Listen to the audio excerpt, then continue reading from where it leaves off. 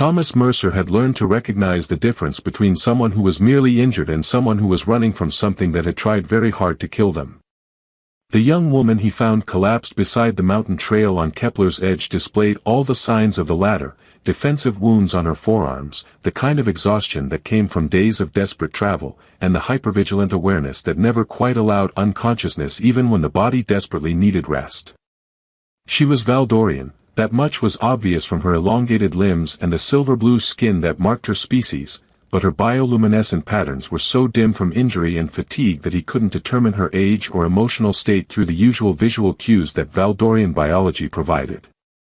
Her clothing had once been well made but was now torn and blood-stained, and she clutched a small pack that seemed to contain nothing but basic survival supplies. "Easy," Thomas said softly, approaching with his hands visible and his movements deliberately slow as her amber eyes tracked his approach with the focused intensity of someone who'd learned that strangers could represent either salvation or additional danger. "My name is Thomas. I'm a medic. You're injured, and I'd like to help." The woman's response was a slight nod that could have indicated either permission or simple acknowledgement of his presence. Her bioluminescent patterns flickered weakly, colors that Thomas's limited knowledge of Valdorian physiology suggested indicated severe pain mixed with cautious hope. "Can you tell me your name?" Thomas asked, kneeling beside her while activating his medical scanner to assess the extent of her injuries. "Lyra," she said quietly, her voice carrying the musical undertones characteristic of Valdorian speech but strained with fatigue and discomfort. "Well, Lyra, you've got some serious injuries that need immediate attention," Thomas said, reviewing his scanner readings that showed dehydration, multiple contusions, and what appeared to be partially healed plasma burns across her back and shoulders. "The good news is that none of them are immediately life-threatening. The challenging news is that you're going to need more comprehensive medical care than I can provide in the field." "No hospitals," Lyra said immediately, her bioluminescent patterns flaring to the deep reds that even Thomas recognized as indicating fear and rejection. "No authorities. No official records." Thomas paused in his medical assessment, recognizing the tone of someone whose safety depended on remaining invisible to whatever systems might be searching for them. His military experience had taught him that sometimes the best medical care involved respecting a patient's need for anonymity. "All right," he said calmly. "No hospitals, no authorities, no records. But Lyra, some of these injuries are going to require ongoing treatment. Are you willing to accept help from someone who won't ask questions you don't want to answer?" Her amber eyes studied his face with the careful evaluation of someone whose survival had depended on accurately assessing strangers' motivations. "Why would you help someone you don't know?" "Because you're injured and I have medical training," Thomas said simply. Sometimes it really is that straightforward. Over the next several hours, Thomas worked to stabilize Lyra's condition using the field medical supplies he carried during his travels across Kepler's edge. The plasma burns required specialized treatment that drew on his military medic training, the dehydration necessitated careful monitoring of electrolyte balance, and the psychological trauma demanded patience and gentle reassurance that healing was possible. "These plasma burns," Thomas said as he applied synthetic skin grafts to the worst of the damaged areas, "they're for military-grade weapons." "Lyra, were you caught in some kind of armed conflict?" "I don't remember," she said quietly, though her bioluminescent pattern suggested that her memory loss was selective rather than comprehensive. "There was an attack. Explosions. People running. After that, nothing clear until I woke up in the forest." Thomas nodded, recognizing trauma responses that included gaps in memory around violent events. Sometimes the mind protects us from remembering experiences that are too overwhelming to process immediately. The memories may return gradually as you heal. And if they don't, then we focus on moving forward rather than understanding the past, Thomas said, completing the medical treatment and beginning to pack his supplies. "Lyra, where were you traveling when you were injured?" "I was trying to reach the capital," she said, her voice carrying uncertainty about whether sharing even that limited information was safe. "I have people there who might help me." "The capital is about 3 days' walk if we follow the main trails," Thomas said, calculating travel time based on her current physical condition. But in your condition, it's going to take longer.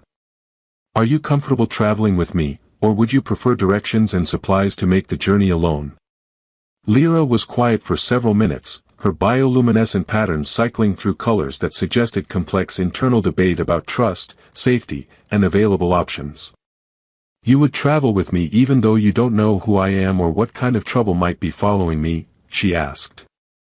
I would travel with you because you're injured, you need ongoing medical care, and the journey to the capital involves terrain that's dangerous for someone traveling alone, Thomas replied. As for what kind of trouble might be following you, well, I've dealt with various kinds of trouble before. You're not concerned that helping me might put you in danger. I'm concerned that not helping you would definitely put you in danger, Thomas said, recognizing that Lyra's questions reflected genuine worry about involving him in whatever circumstances had led to her injuries. Lyra, I'm not going to abandon someone who needs medical care just because that care might involve inconvenience or risk. Her bioluminescent patterns shifted to the warm golds that Thomas had learned indicated gratitude and trust, though she maintained the careful vigilance that suggested her trust was provisional rather than complete. Very well, she said finally. I accept your offer of travel companionship and medical care. But Thomas, if we encounter situations where helping me becomes too dangerous, I want you to promise that you'll prioritize your own safety. I promise to make responsible decisions about risk management, Thomas said diplomatically, though privately he suspected that his definition of responsible might differ significantly from hers when it came to abandoning someone under his medical care. They began traveling the next morning, with Thomas adjusting their pace to accommodate Lyra's injuries while maintaining the kind of alert observation that his military training had made automatic. The trail toward the capital wound through mountain terrain that was beautiful but potentially hazardous, with weather patterns that could change rapidly and wildlife that required careful navigation. Thomas, Lyra said during one of their rest stops, may I ask what brought you to this remote area of Kepler's Edge?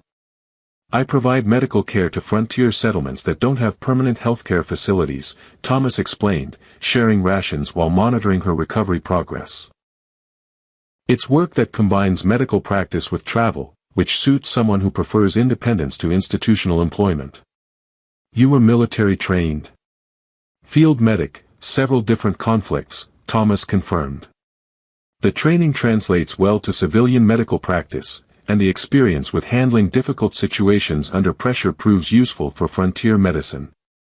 And you chose to work alone rather than with established medical organizations? Thomas paused in his meal preparation, recognizing that Lyra's questions reflected genuine interest in his background rather than simple conversation. I chose to work in ways that allow me to help people without navigating bureaucratic barriers or political complications that might prevent providing care to those who need it most. Lyra's bioluminescent patterns shifted to colors that suggested understanding and approval. You prefer to help people based on need rather than official authorization. Exactly. Some of the most important medical care happens outside official systems, for people who can't access traditional healthcare for various reasons. Various reasons like avoiding official records and government attention.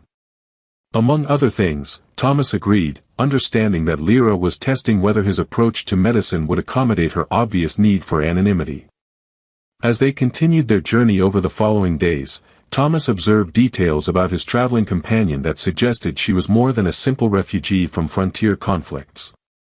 Her speech patterns indicated advanced education, her knowledge of multiple languages exceeded what most settlers possessed, and her reactions to certain topics suggested familiarity with political and military concepts that refugees wouldn't typically encounter.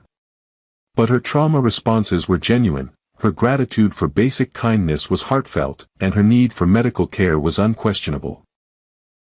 Thomas focused on providing the care she needed while respecting her obvious desire for privacy about her identity and circumstances. What he didn't know, as they made their way toward the capital city where Lyra hoped to find safety, was that their destination was currently the center of a galaxy-wide search for Princess Liara Thane, heir to the Valdorian Empire, who had disappeared 3 weeks earlier during a diplomatic mission and whose safe return had become a matter of interstellar political urgency. And what Lyra, Princess Liara, didn't know was that her decision to trust a human stranger with her life was about to become the foundation for the kind of authentic relationship that royal protocol had never allowed her to experience, changing both their lives in ways that neither could have anticipated when Thomas first found her collapsed beside a mountain trail. The second day of their journey revealed more about Lyra's background than she probably intended to share, as her responses to various situations demonstrated knowledge and instincts that went far beyond typical frontier experience.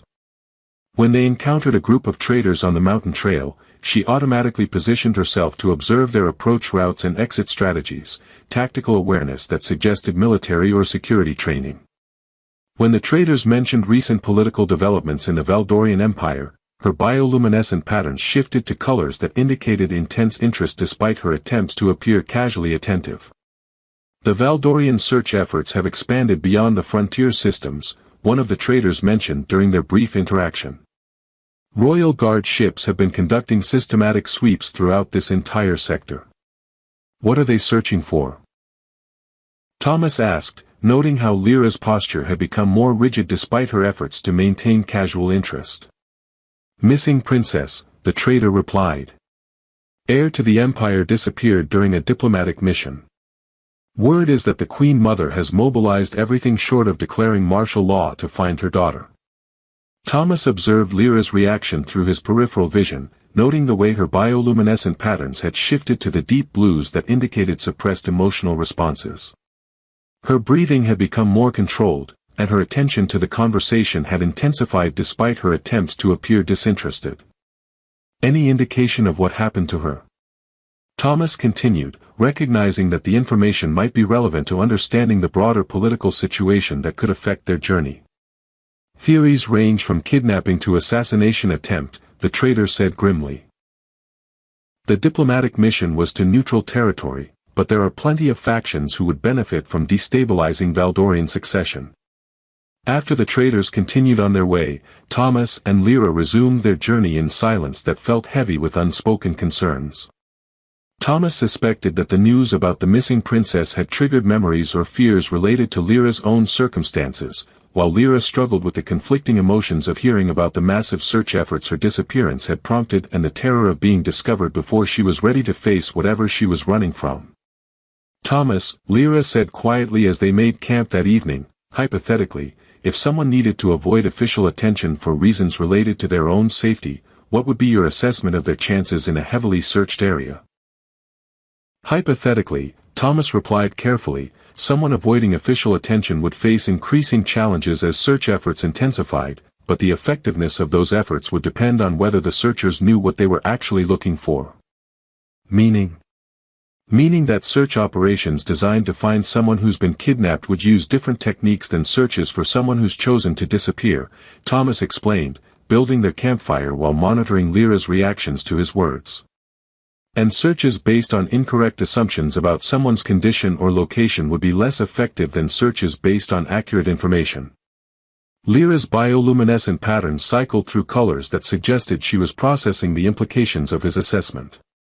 And if someone needed to reach safety before revealing their location? Then timing would be critical, Thomas said. The question would be whether they could reach their destination and establish security before search efforts located them. Thomas, may I ask whether you would continue to help someone if you discovered that their situation was more politically complicated than initially apparent? Thomas paused in his campfire maintenance to look directly at Lyra, recognizing that her question was testing his commitment to helping her regardless of what complications her true identity might involve. Lyra, I've been providing medical care on frontier worlds for several years, he said. I've treated refugees from political conflicts, deserters from various military organizations, people fleeing criminal organizations, and individuals whose backgrounds I've never fully understood. My policy is to provide medical care based on need rather than on the political implications of that care. Even if helping someone could put you in conflict with legitimate authorities. Even then, Thomas confirmed. Though I'd want to understand the nature of the conflict to make informed decisions about risk management. Lyra was quiet for a long time, her bioluminescent patterns shifting through what appeared to be complex internal debate about how much truth to share with someone whose help she needed but whose safety she didn't want to compromise. Thomas, she said finally, there are things about my situation that I can't explain without potentially putting both of us in greater danger. But I want you to know that my need for your help is genuine, and my gratitude for your assistance is sincere. I understand, Thomas said, recognizing that Lyra was asking him to continue helping her based on trust rather than complete information. Lyra, as long as you're not asking me to do anything that would harm innocent people, I'm willing to help you reach safety without requiring full disclosure about your circumstances. Thank you, she said, her bioluminescent patterns showing the warm golds that indicated relief and genuine appreciation. Their conversation was interrupted by the sound of aircraft passing overhead, the distinctive engine signatures of Valdorian Royal Guard ships conducting search patterns over the mountain terrain. Lyra's reaction was immediate and telling. She moved quickly to extinguish their campfire and position herself under cover, her bioluminescent patterns dimming to almost nothing as she employed what appeared to be practiced concealment techniques. Those are search patterns, Thomas observed quietly, noting the systematic way the aircraft were covering the mountainous area. Yes, Lyra confirmed, her voice barely audible as she monitored the aircraft's movements with professional assessment of their search capabilities. Are they searching for you specifically? Lyra's bioluminescent patterns flickered with what might have been dark humor. Among others, possibly. Thomas studied her profile in the dim starlight, noting the combination of fear and sadness that characterized her expression as she watched the search aircraft continue their patterns. Lyra, are you the missing princess? The question hung in the air between them like a bridge that would change everything once crossed. Lyra turned to look at him directly, her amber eyes reflecting starlight in patterns that seemed to mirror the complexity of her emotional state. Would your answer change how you're willing to help me? She asked quietly. It would change my understanding of the risks involved, Thomas said honestly. But it wouldn't change my commitment to helping you reach safety. Thomas, what if I told you that returning to official custody might represent danger rather than safety for me? Then I would want to understand what kind of danger, so we could develop appropriate strategies for protection, Thomas replied. Lyra, if you are the missing princess, then people are searching for you because they want to help you. Some of them, yes, she agreed with bitter acknowledgement. But some of them are searching for me because my disappearance disrupted plans that didn't include my survival. Thomas felt the pieces of information clicking into place as he realized that Lyra's injuries and her need for anonymity might stem not from random violence but from assassination attempts that had failed to achieve their intended outcome. The attack you mentioned, it was targeted rather than random? Very targeted, Lyra confirmed. And Thomas, the people responsible for that attack have resources that include influence within official systems. Which means that revealing my location before I can establish security could expose me to additional attempts. And the capital city represents security? The capital city represents people I trust who can provide protection while I determine who is responsible for the attack and whether they remain a threat, Lyra explained. Thomas absorbed this information while recalculating their journey in terms of protecting someone whose life was actively threatened rather than simply providing medical care to an injured refugee. In that case, he said, we need to modify our approach to prioritize concealment and security rather than just medical recovery and travel efficiency. You're still willing to help me, knowing that doing so might put you in danger. Lyra, Princess Liara, I'm willing to help you because leaving you to face assassination attempts alone would be morally unacceptable, Thomas said, using her real name for the first time. Besides, protecting people from those who would harm them is something I have both training and experience in. Her bioluminescent patterns erupted in brilliant golds and blues that seemed to fill their concealed campsite with light as she processed his continued commitment to her safety despite the increased complexity and danger that her identity revealed. Thank you, she said simply, though her voice carried the weight of someone whose survival had just been given new hope through the kindness of a stranger who had chosen to protect her without expecting anything in return.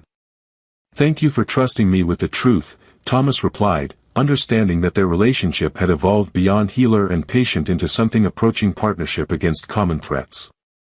As they settled in for the night with new awareness of the stakes involved in reaching the capital safely, both understood that their journey had become something more significant than medical care and travel assistance.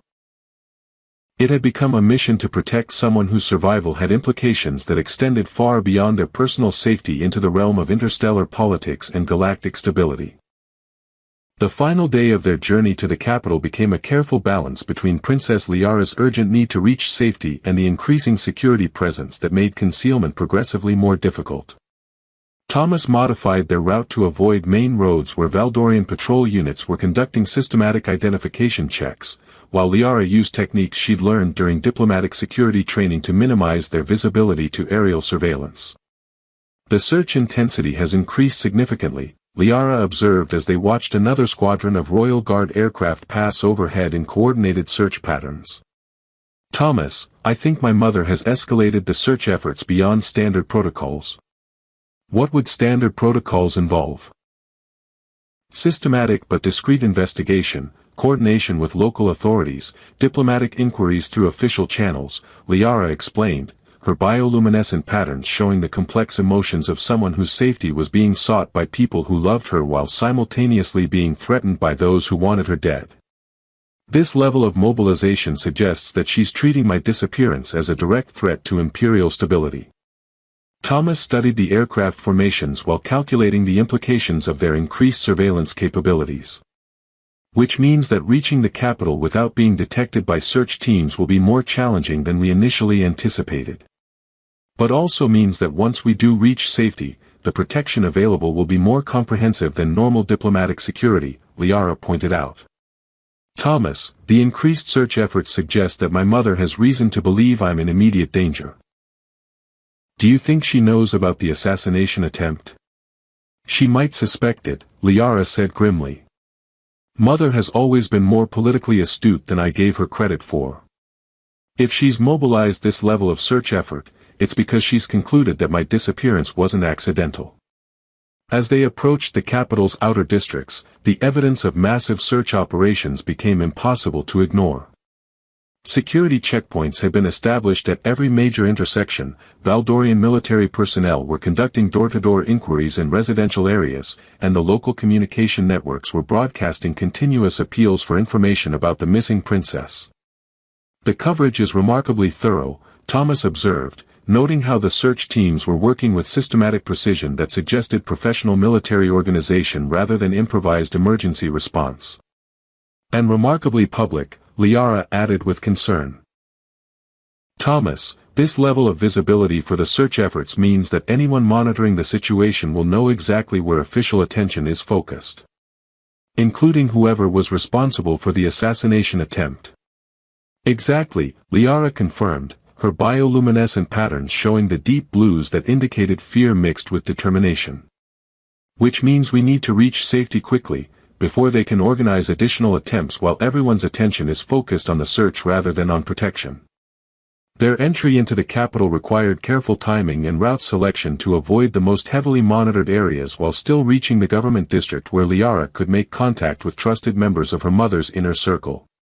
Thomas guided them through residential neighborhoods and commercial areas where two travelers would attract less attention than in the political centers where security was most concentrated. The medical center, Liara said as they reached a position where they could observe the government district. If we approach the main medical facility, your credentials as a healer providing care to an injured Valdorian will give us legitimate reason to be there. And once we're inside, I can make contact with Dr. Kethril, the royal physician, who will be able to verify my identity and arrange immediate protection, Liara explained. Thomas, Dr. Kethril has been treating the royal family for decades. She'll recognize me regardless of my current condition. They made their way toward the medical center through streets that buzzed with search activity, Liara keeping her bioluminescent patterns deliberately dim while Thomas maintained the professional demeanor of someone conducting routine medical business. The approach worked until they reached the medical facility itself, where increased security protocols had been implemented specifically to screen for anyone matching the missing princess's description. Identification and purpose of visit, requested the security officer stationed at the medical center's main entrance, his attention focusing on Liara with the intensity that suggested he'd been specifically briefed about what to look for. Thomas Mercer, licensed field medic, Thomas said, presenting his credentials while positioning himself to partially obscure Liara from direct observation. I'm bringing in a patient who requires specialized care for plasma burn injuries. Patient identification. Lyra Thane, Liara said quietly, using a name that was technically accurate while avoiding the royal title that would immediately trigger security protocols. Frontier settler, injured during a bandit attack. The security officer's attention sharpened at the surname, though he didn't immediately react in ways that suggested recognition. Ms. Thane, I'll need to scan your bioluminescent patterns for medical record identification. Thomas felt tension spike as he realized that bioluminescent pattern recognition would immediately identify Liara regardless of what name she provided, but Liara stepped forward with the calm authority that royal training had ingrained despite her obvious anxiety. Officer, my patterns have been disrupted by trauma and medication, she said, allowing her bioluminescence to flicker weakly in ways that would make precise identification difficult. Dr. Kethrel in the Royal Medical Wing has specialized equipment for pattern analysis under compromised conditions. The Royal Medical Wing requires special authorization. Which I can provide, came a new voice from behind them. Thomas turned to see a Valdorian woman in medical robes approaching with the purposeful stride of someone who'd been alerted to their presence. Her bioluminescent patterns showed the deep purples and golds that indicated senior medical authority, and her amber eyes were focused on Liara with recognition that transcended current appearance. Dr. Kethrel, Liara said, her voice carrying relief mixed with residual caution. Your Highness, Dr. Kethrel replied formally, then immediately shifted to medical assessment mode as she observed Liara's condition. Security, please escort Princess Liara and her medical attendant to the secure medical wing immediately. And initiate royal protection protocols. Thomas watched the security officer's expression shift from routine screening to urgent response as he processed the confirmation that he was looking at the missing princess whose safe return had mobilized half the imperial military. Thomas, Liara said quietly as security personnel began implementing protection procedures around them, you've successfully delivered me to safety. Your obligation to help a wounded stranger has been fulfilled. Maybe, Thomas replied, noting how Liara's bioluminescent patterns showed anxiety about what would happen once she was back under official protection. But my commitment to ensuring your continued safety might be just beginning. What do you mean? I mean that if assassination attempts brought you to this situation, returning to normal royal security protocols might not provide adequate protection against threats that include people with insider access, Thomas said. Princess, you might need protection that comes from outside established systems rather than from within them. Dr. Kethrel, who had been listening to their conversation while guiding them toward the secure medical wing, spoke with the authority of someone whose medical opinions carried political weight. Dr. Mercer, your assessment of the security situation aligns with concerns that Queen Mother Seraphina has been expressing since Princess Liara's disappearance, she said. Perhaps you would be willing to discuss your observations with Her Majesty directly. Thomas realized that his journey from helping a wounded stranger to protecting royal heir was about to extend into territory he'd never anticipated, but Liara's safety remained his primary concern regardless of the political implications. I'll discuss anything that might help keep Princess Liara safe, he said, understanding that their adventure together was about to transform into something far more complex and significant than either of them had initially imagined. As they entered the secure medical wing and Thomas saw the elaborate protection protocols being activated around Princess Liara, he reflected that sometimes the most important commitments were the ones that began with simple human kindness and evolved into something that required everything you had to give in service of protecting people who deserved safety regardless of the personal cost to yourself. And ahead of them waited the moment when Queen Mother Seraphina would see her daughter alive and safe, creating the emotional reunion that would transform Thomas from anonymous helper into trusted guardian of royal security in ways that would reshape both their lives permanently. The reunion between Princess Liara and Queen Mother Seraphina occurred in the medical center's secure treatment room, where Thomas was completing his final assessment of Liara's injuries while Dr. Kethrel prepared more advanced treatment protocols. The sound of approaching footsteps accompanied by multiple security personnel indicated the arrival of someone whose presence required significant protection, but nothing had prepared Thomas for the emotional intensity of what he was about to witness. Queen Mother Seraphina entered the room with the controlled urgency of someone whose worst fears and greatest hopes were about to be simultaneously resolved. Her bioluminescent patterns showed the deep blues and purples that indicated suppressed anxiety mixed with desperate anticipation, and her amber eyes, so similar to her daughter's, immediately locked onto Princess Liara with the focused intensity of maternal love that had been strained to breaking point by 3 weeks of uncertainty. "Liara," the queen said, her voice carrying the weight of relief, joy, and pain in equal measure. "Mother," Princess Liara replied, her own bioluminescent patterns erupting in brilliant golds and blues that seemed to fill the medical room with light as she processed the safety that her mother's presence represented. What happened next would be etched in Thomas's memory for the rest of his life. Queen Mother Seraphina, ruler of one of the galaxy's most powerful empires, dropped to her knees beside her daughter's medical bed and began to weep with the raw emotion of a mother who had believed she might never see her child alive again. "My daughter," the queen whispered, her hands touching Liara's face with the gentle reverence of someone confirming that what they were seeing was real rather than desperate imagination. "I thought, when you disappeared, I feared I had lost you forever." Princess Liara reached for her mother's hands, her own tears creating bioluminescent patterns that seemed to dance across her cheeks as she responded to maternal love that had transcended political protocol to focus entirely on personal relief. "Mother, I'm alive. I'm safe. I'm home," Liara said, her voice carrying the comfort that children offered to parents whose protective instincts had been stretched beyond endurance. Thomas found himself witnessing the kind of reunion that put every political consideration into perspective as he watched two people whose relationship transcended royal titles and imperial responsibilities to focus entirely on the fundamental bond between parent and child that no amount of danger or separation could diminish. "Who?" Queen Seraphina asked, her voice still thick with emotion as she looked around the medical room for the person responsible for her daughter's safe return. "Who brought you home?" "Thomas," Princess Liara said, turning toward him with gratitude that made his chest tighten with emotion. "Dr. Thomas Mercer found me injured in the mountains and protected me during the journey to the capital.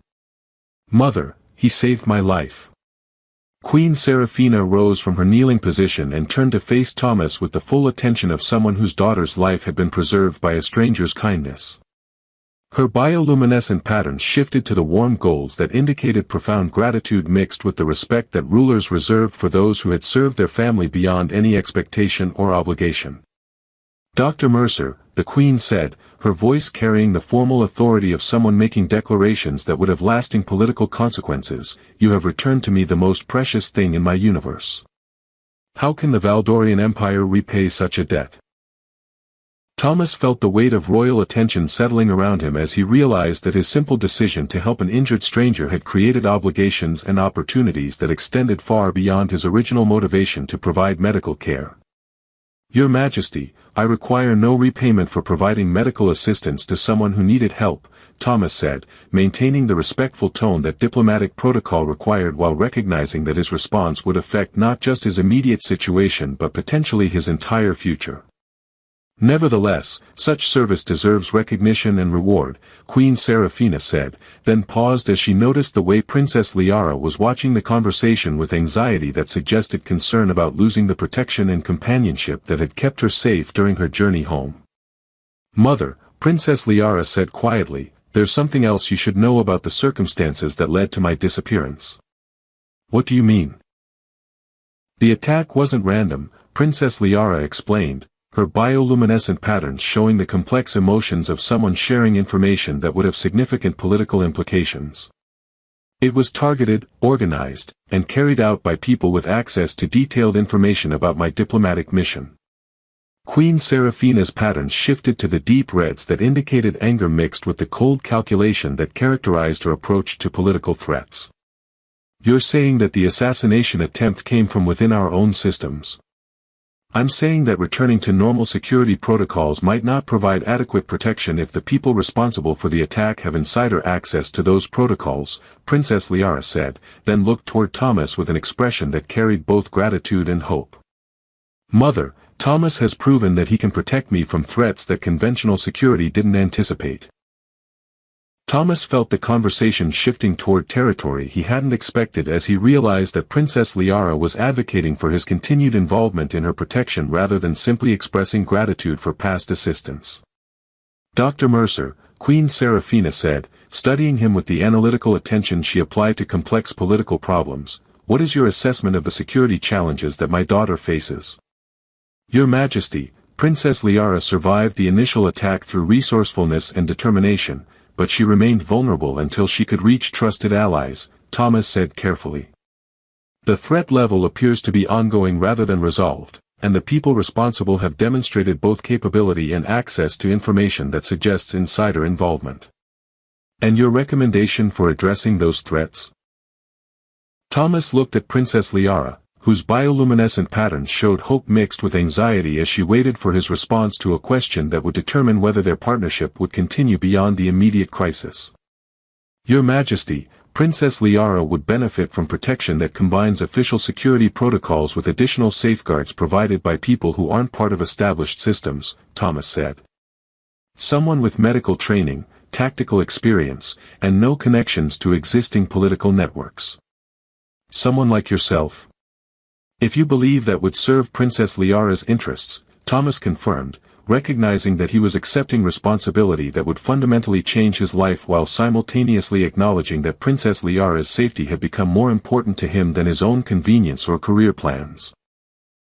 Queen Seraphina looked between Thomas and her daughter, noting the trust and mutual respect that had developed between them during their journey together, then made the kind of decision that rulers make when political calculation aligns with personal conviction. Dr. Mercer, I offer you a permanent position as Princess Liara's personal guardian and medical advisor, the Queen said formally. Your responsibilities would include ensuring her physical safety, providing ongoing medical care, and serving as her companion during diplomatic functions that require additional security considerations. And the terms of such a position? Full royal family protection, diplomatic immunity, access to resources necessary for Princess Liara's security, and compensation appropriate for someone whose service has proven invaluable to imperial interests, Queen Seraphina outlined. Dr. Mercer, you would essentially become a member of our family in all but legal adoption. Thomas looked at Princess Liara, whose bioluminescent patterns were showing the brilliant golds and blues that indicated joy and hope as she waited for his response to an offer that would make their partnership permanent rather than temporary. Your Majesty, I accept your offer, Thomas said, understanding that his decision represented not just career change but commitment to protecting someone whose safety had become personally important to him rather than simply professionally obligated. Excellent, Queen Seraphina said, her bioluminescent patterns showing satisfaction and relief as she realized that her daughter's security would be enhanced by someone whose loyalty had been proven through actions rather than simply promised through contracts. Princess Liara's response was immediate and heartfelt. Her bioluminescent patterns erupted in brilliant displays of happiness as she processed the confirmation that Thomas would remain in her life as protector, companion, and friend rather than departing once his medical obligations were fulfilled. Thank you, she said, her voice carrying gratitude that encompassed not just his acceptance of the guardian position but his original decision to help a wounded stranger without knowing that his kindness would transform both their lives. 1 year later, Thomas stood in the palace gardens where Princess Liara was conducting her first public diplomatic reception since her return, serving as both her personal guardian and her trusted advisor as she demonstrated the confidence and capability that had been enhanced rather than diminished by her experience of surviving assassination attempts and discovering the value of authentic relationships built on mutual respect rather than political calculation. Any regrets about accepting permanent assignment to protect royal heir? Princess Liara asked quietly during a brief pause in the diplomatic proceedings. Only the regret that I didn't find you sooner, Thomas replied, monitoring the security situation while noting how Princess Liara had grown into her role as future ruler with wisdom that had been deepened by her understanding of both vulnerability and strength. Thomas, you found me exactly when I needed to be found, Princess Liara said with the certainty of someone whose survival and growth had been enabled by a stranger's decision to provide help without expectation of reward. And you've stayed with me because protecting people who deserve safety is who you are, not because duty requires it.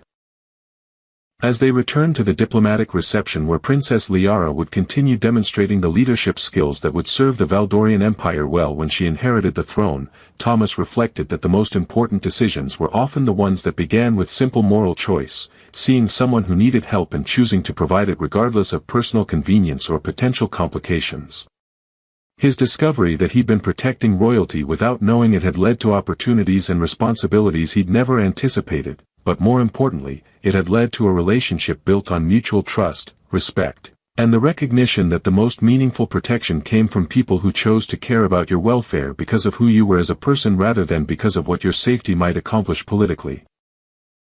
And in the quiet moments between official functions and security briefings, both Thomas and Princess Liara understood that their bond had been forged through shared challenges that had revealed character rather than through formal obligations that merely required compliance, creating a partnership that would serve both personal loyalty and imperial security for as long as either of them drew breath.